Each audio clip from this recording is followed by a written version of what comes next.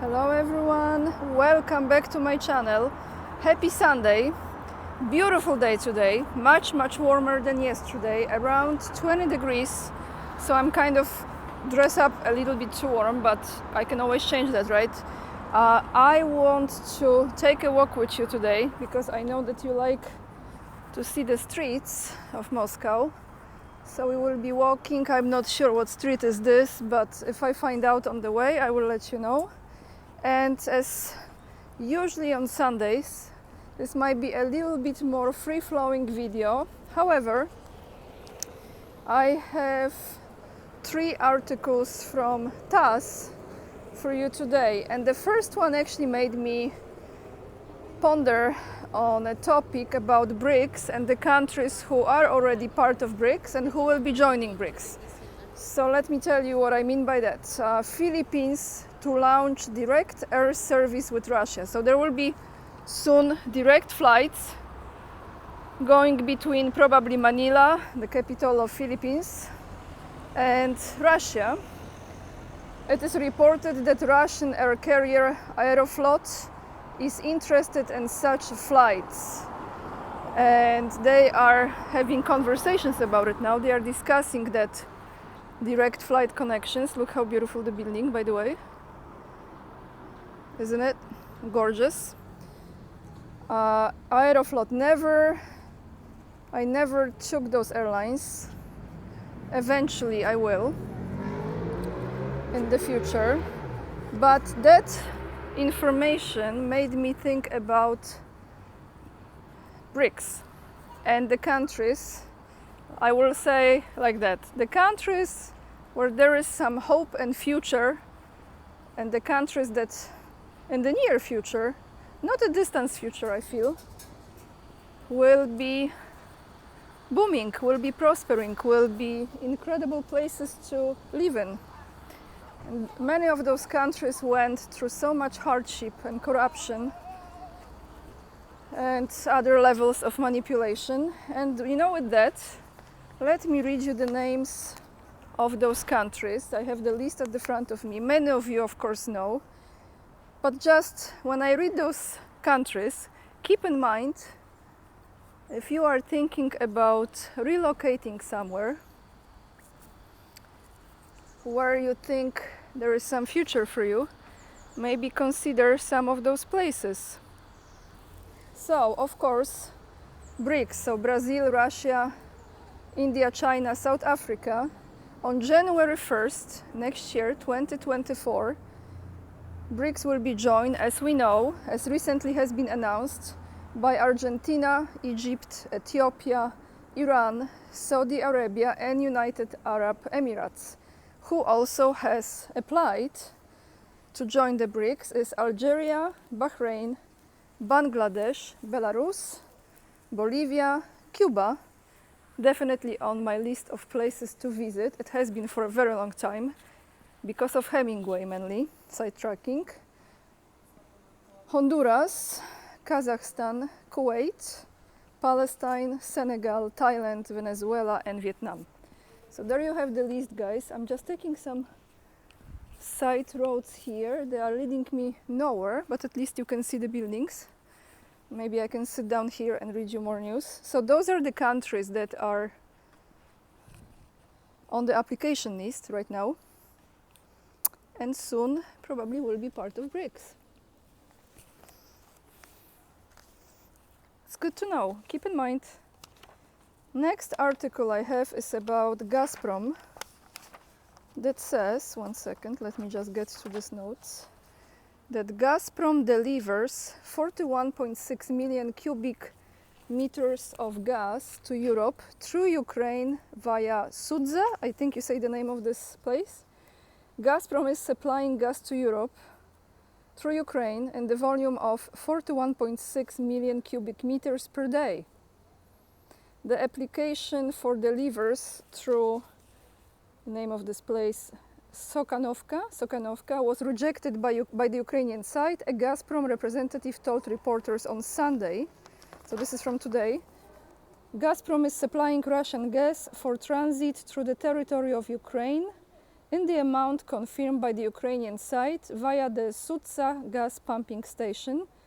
It's amounting to 41.6 million cubic meters, and this was reported on September 10th, which is today.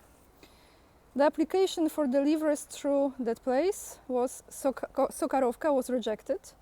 The company's representative said that on May 10th, the gas transmission system operator of Ukraine said it would shut down gas transits to Europe via the Sakranovka station, stating May 11 due to the force majeure, as the company allegedly could not control the Novopskov, sorry for mispronouncing, gas compressor station in the Lugansk region.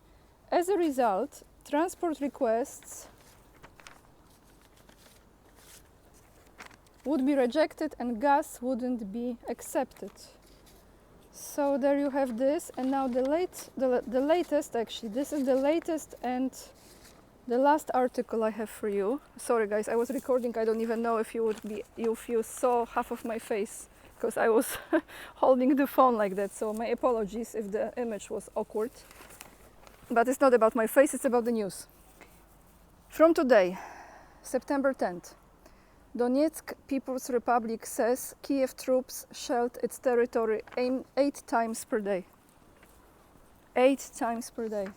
Shelling. Imagine living like this.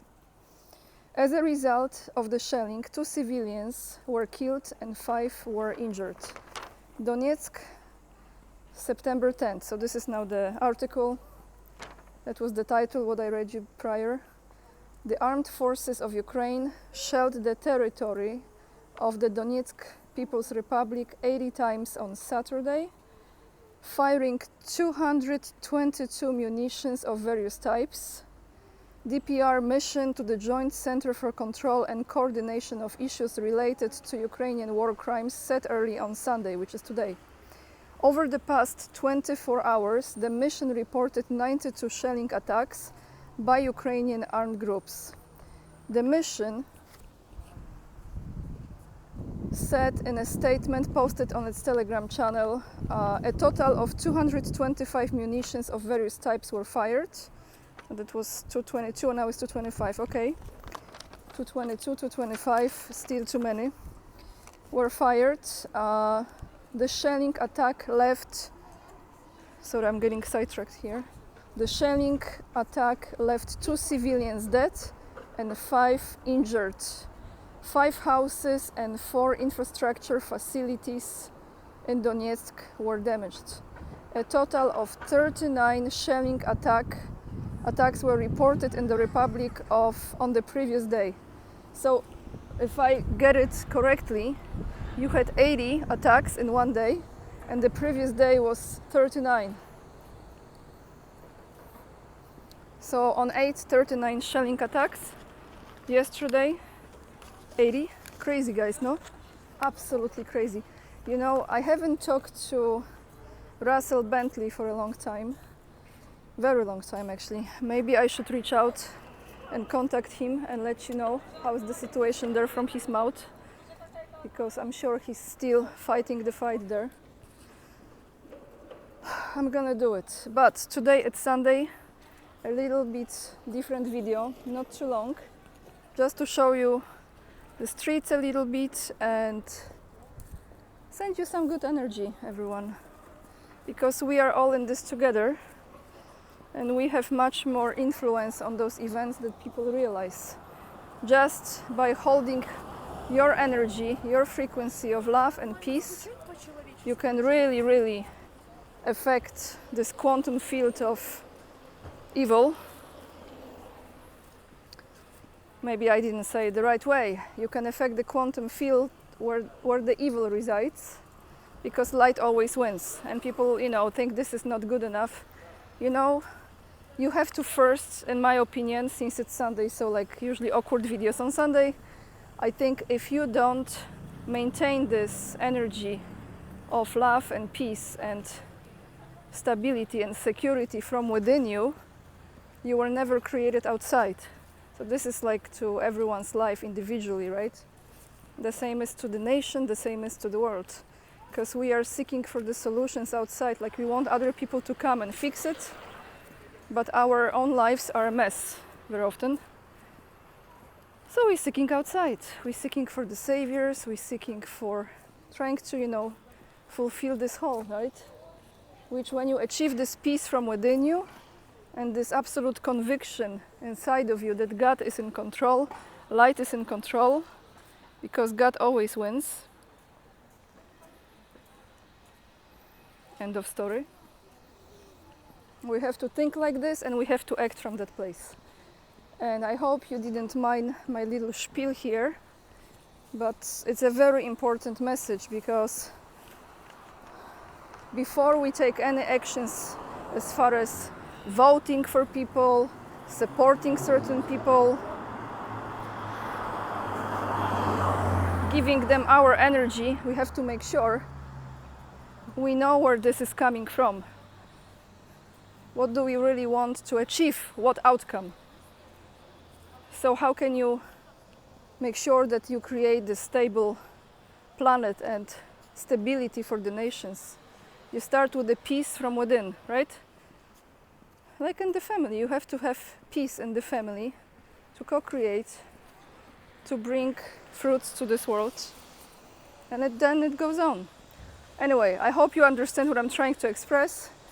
Wishing you a wonderful Sunday, guys. Make sure to join me on Locals. Many of you did yesterday, so I truly, truly appreciate this. I'm very grateful for that, but there is still more of you who are not part of that platform. ANIAK 44, that's the number, .locals.com. You can follow me on Instagram as well, which by the way has much more following than Locals, which I find strange. But I think it's for the pictures, the travels and the outfits, that's why it's more convincing. And join my mailing list as well. You can follow me on Rumble, and if you are feeling like, only if you're feeling like you want to support me, you can do it by buying me a coffee, which is all going to my trip to China, and becoming a member of this channel. Lots of love, everyone, and remember, we are the leading edge, and yes, we are saving the humanity. Bye, guys.